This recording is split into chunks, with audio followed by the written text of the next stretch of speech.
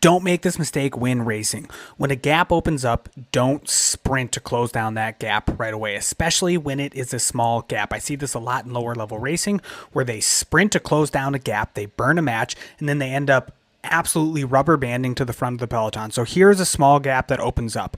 I am seated in my saddle right now, and I'm putting out 500 to 700 watts in a small frame here. So that is a high number of watts. I'm not going to say that's a low number of watts, but it's not 900 to 1,000. It's not a full out sprint. It's just a little surge in pace to get myself up to the back of this group. That was my goal in closing down this gap. I wanted to get back to this group. Now, if you want to try to reattack a small gap, then maybe you sprint, take all that momentum, and then reattack on the front of the peloton. But what I see a lot in lower level racing is they do this sprint, they get to the front of the peloton, and then they sit. So they hurried up and then just waited, and they burned a match